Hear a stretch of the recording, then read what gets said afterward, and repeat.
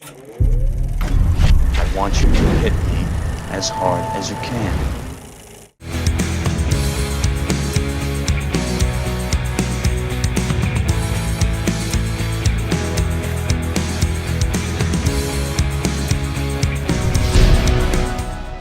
Hey everybody, it's Chris Bumbray here again from JoBlo.com with another Best Movie You Never Saw video edition, and this week we're taking a look at 1998's creature feature Deep Rising, starring Treat Williams, Famke Janssen, Wes Studi, Kevin J. O'Connors, and directed by Stephen Sommers, who you guys will all know as the director of The Mummy. Now, in this one, Treat Williams runs a salvage crew carrying a group of mercenaries run by Wes Studi, who encounter an abandoned cruise ship in the middle of the South China Seas. Once on board, they discover the passengers have all been killed by a hideous creature that now hunts them. So Disney back in the late 90s was a heck of a lot different from the all-media conglomerate we know now. Disney pretty much dominates the box office these days. Every movie that's a big hit pretty much has Disney's fingerprints all over it. They've got 20th Century Fox, they've got Lucasfilm, they've got Pixar, they've got everything. They've got Marvel, especially Marvel being the biggest. Now, back then, Disney didn't have any of these, but they still operated 4 big movie studios. Now, there was Miramax and Dimension, which was kind of its own thing. But then there was also Touchstone Pictures,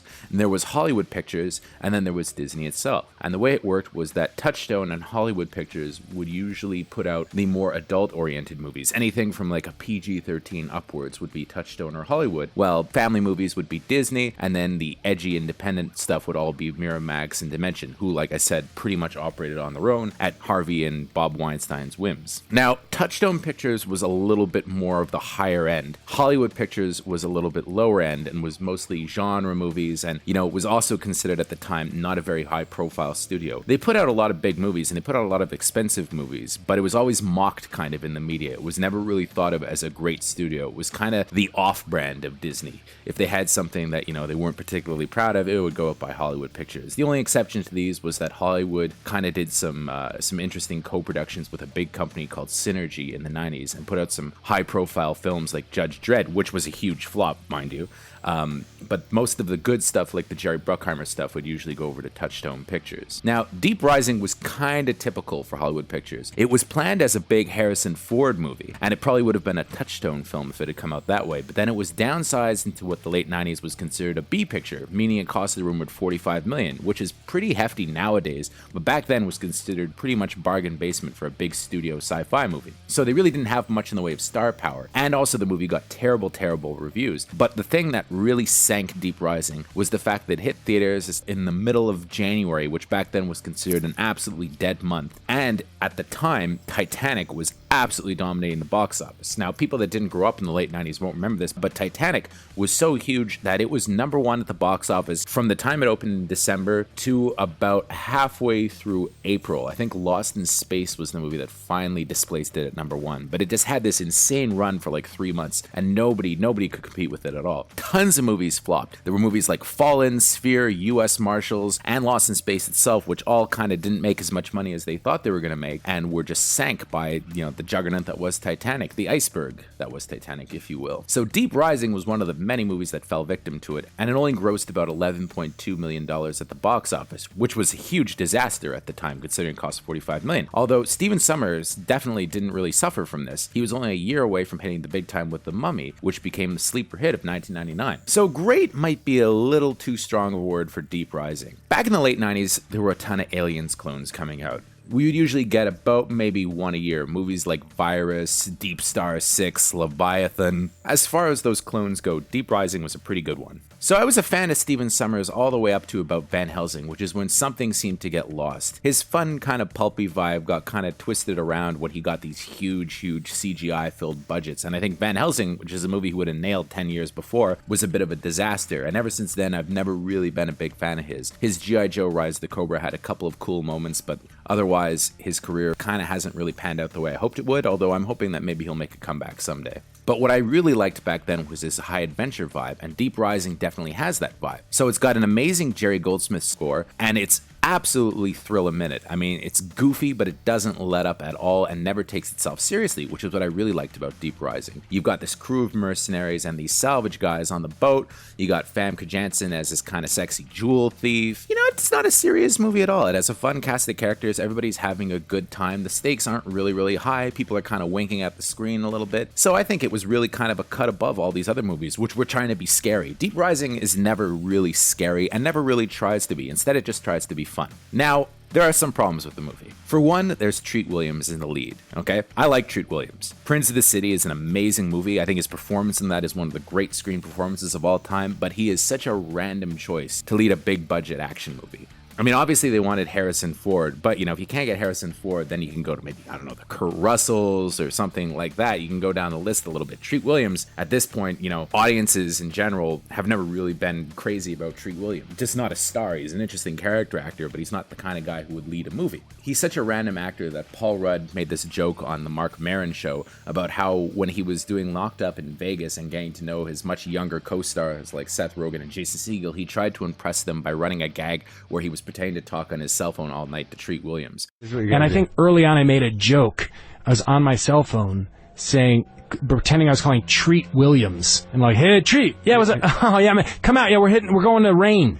Yeah. Yeah. And I made some joke that was, it wasn't really funny. And I realized the only way to make it funny is to just keep talking to him. Yeah. All night. Okay. And so, you can Treat. I was just laughing and just talking to Treat Williams for about 3 hours or so, 3.5 hours. Really? No, I wasn't talking to anybody. Were you getting the reaction to it? No. The guys were just like, all right. And every few minutes they'd look over and they'd laugh, saying, "Wow, you're sticking with this." Yeah. And I think they had an appreciation that I was sticking with it. So Treat Williams has kind of always been thought of as a lower rent guy. But I think he really could have had a good career as an action hero had this movie paid off. I mean, he has a way with the vibe that Stevens is going for and doesn't seem to take himself too seriously. He's almost a MacGyver-esque figure here, but he's always got these constant kind of bemused reactions to the chaos around him. We don't vote here. It's not a democracy. He's having a really good time, and indeed, that was what he was having. AV Club did a Random Roles interview with him where he kind of talked about working on the movie. Here's what he said about it. It was fun. Just fun. I loved the movie. Just 6 months of freezing cold water up in Vancouver, Canada. But a great cast, some of whom have become really big movie stars since then, and a wonderful director with a great mind, Stephen Sommers. Just a really terrific, great guy. Probably the most energetic director I've ever come across. I'm proud of that film. I think that film's fun. Unfortunately, it came out right on the heels of Titanic, and once you've seen one boat sink, ... For one thing, Famke Janssen is great as the jewel thief love interest. Apparently, Claire Forlani was originally cast in the part but dropped out due to creative differences with Stephen Sommers. I think it's one of Famke Janssen's really good roles of the era. I also really love Kevin J. O'Connor as the comic relief. Looks like somebody had themselves one hell of a shindig.